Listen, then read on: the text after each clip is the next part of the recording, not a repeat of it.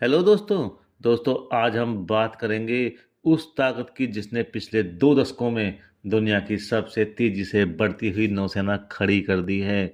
खड़ी ही नहीं कर दी है, जिसका असर हम हिंदुस्तानी हम भारतीय भी महसूस कर रहे हैं। समझ तो गए होगे। जी हाँ मित्रों, मैं बात कर रहा हूँ चाइना की और उसकी पीपुल्स लिबरेशन आर्मी नेवी, यानी कि प्लान की। जी हाँ मित्रों, आज की टॉपिक में हम बात करेंगे उसकी बढ़ती हुई ताकत भारत के लिए कैसी चिंता की विषय है और भारत इसका जवाब कैसे दे रहा है। खैर, इन सब के बारे में तो बात हम पूरे वीडियो में करते ही रहेंगे। इससे पहले मैं आपका अपना मोहंती यादव आपके अपने YouTube channel and Indian update पर आपका हार्दिक स्वागत और अभिनंदन करता हूं। और आज मैं आपके लिए लाया हूं China and its military modernization series का 5वां एपिसोड। खैर, ज़्यादा भूमिका नहीं बनाते हैं और हम आगे चलते हैं मित्रों। दोस्तों, आज हम 2026 में खड़े हैं और आज का सच ये है कि चाइना के पास दुनिया की सबसे बड़ी नौसेना है।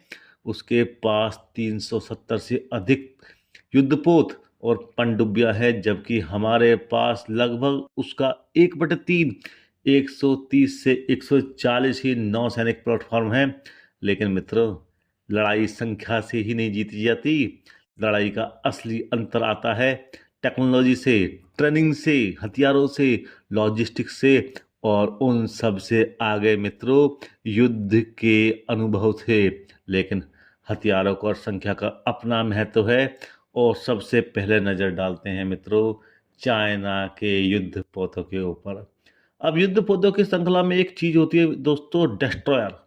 चाइना के पास आज 50 से अधिक आधुनिक डिस्ट्रॉयर हैं और इनमें सबसे ज्यादा खतरनाक किस्म का डिस्ट्रॉयर है मित्रों टाइप 055 रेनहाई क्लास। जी हाँ मित्रों, यह 13,000 टन का एक विशाल युद्धपोत है और इसमें कई विशेषज्ञ इसे क्रूजर की श्रेणी में भी रखते हैं। चाइना के पास इस क्लास के 8 एक्टिव डिस्ट्रॉयर हैं और कई अभी अंडर कंस्ट्रक्शन भी हैं।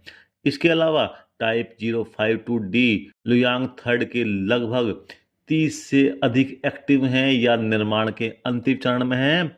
ये सब जो डिस्ट्रॉयर्स हैं ना, ये सारे डिस्ट्रॉयर्स आधुनिक आईएसआर रडार, लंबी दूरी की एयर डिफेंस मिसाइलें, एंटी शिप मिसाइलों और लैंड क्रूज अटैक मिसाइलों से लैस हैं।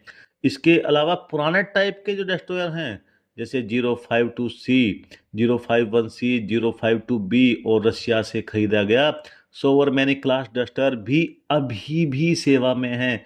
लेकिन हम क्या कर रहे हैं, हमारी पावर कहाँ पर है इस मामले में है।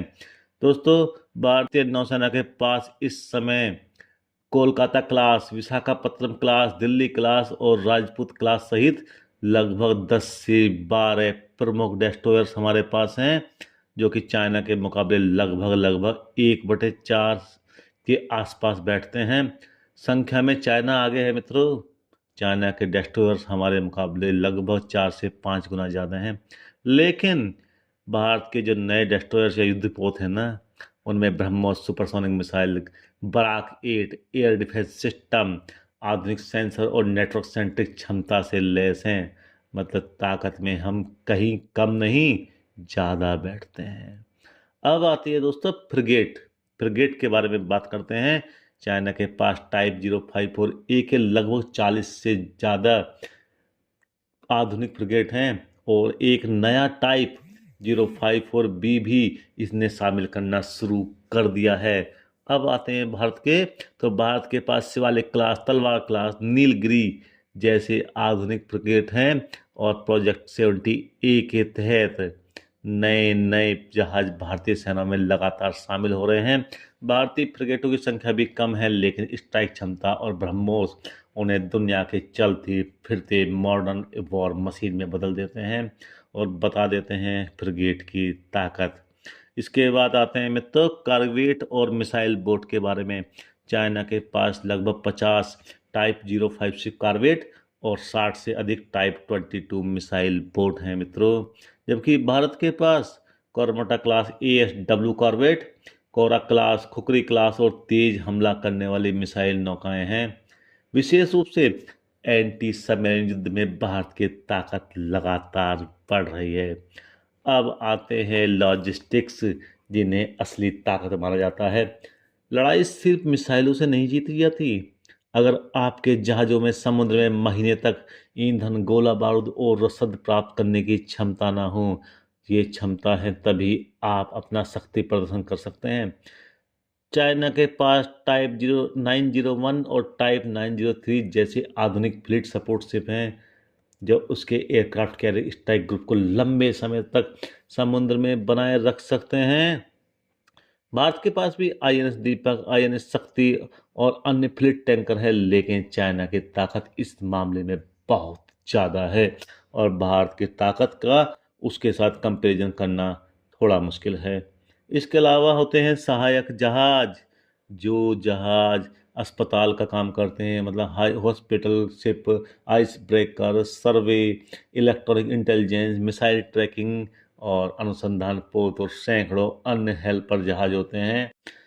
इनमें मुख्य रूप से चाइना में युआन वांग क्लास के ट्रैकिंग जहाज चीन के अंतरिक्ष और मिसाइल कार्यों के लिए बहुत इम्पोर्टेंट भूमिका निभाते हैं।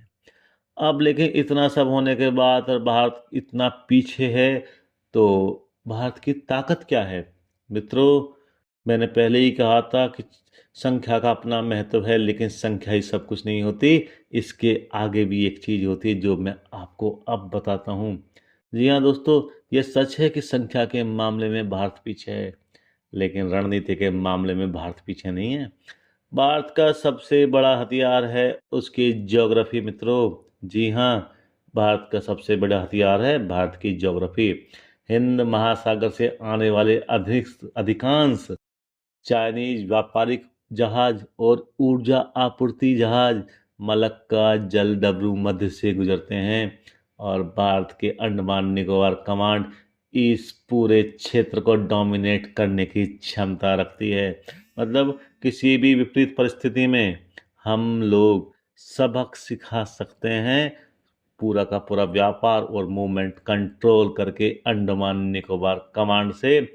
और इन सब के अलावा भारत के पास है सुपरसोनिक ब्रह्मोस, P-8I समुद्री गश्ती विमान, स्कॉर्पियन और परमाणु पनडुब्बियां, MQ-9B ड्रोन, स्वदेशी विमान वाहक पोत INS विक्रांत और क्वाड जैसे रणनीतिक साझेदार, जो इस ज्योग्राफी में भारत को इम्पोर्टेंट बढ़त देते हैं मित्रों।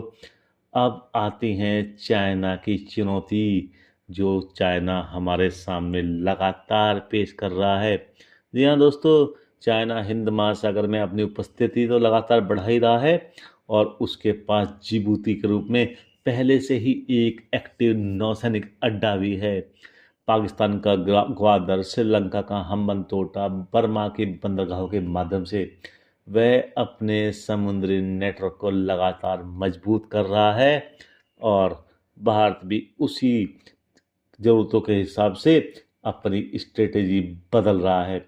भारत लक्षद्वीप, अंडमान निकोबार, पूर्वी और पश्चिमी नौसैनिक कमांड, स्वदेशी युद्ध निर्माण और हिंद महासागर में साझेदारी के माध्यम से अपनी स्थिति को लगातार मजबूत कर रहा है। मतलब चाइना अपनी पावर को लेकर के हिंद महासागर तक पहुंचेगा तो हम उसका वहीं पर इंतजार कर रहे होंगे, वो भी पूरी तैयारी के साथ में।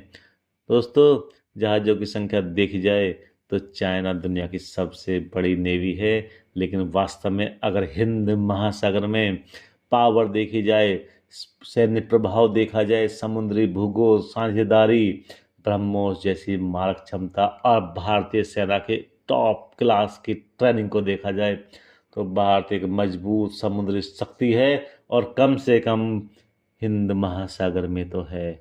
और आने वाले वर्षों में ऐसा नहीं है कि भारत खाली बैठा हुआ है। भारत का उद्देश्य सिर्फ संख्या बढ़ाना नहीं है, बल्कि एक ऐसी नौसेना तैयार करना है जो नीले समुद्र में किसी भी चुनौती का जवाब पूरी ताकत से दे ही ना सके, बल्कि दुश्मन को ठिकाने भी लगा सके। और यही कारण है कि आज का भारत सुरक्षा और विकास के लिए सभी का साथ यानी कि सागर सागर की नीति के साथ अपने हितों की रक्षा कर रहा है और भविष्य की समुद्री प्रतिस्पर्धा के लिए तेजी से तैयारी कर रहा है। मतलब भगवान बुद्ध और भगवान कृष्ण एक साथ मुस्कुरा रहे हैं। खैर मित्रों, आज का वीडियो ज़्यादा लंबा हो रहा है, इसे और लंबा नहीं करेंगे। अगला एपिसोड हम जल्दी ही आपके लिए लेकर के आएंगे। अगर आपको आज का वीडियो पसंद आया है तो आपसे अनुरोध है, आप वीडियो को लाइक करें, चैनल को सब्सक्राइब करें और कमेंट से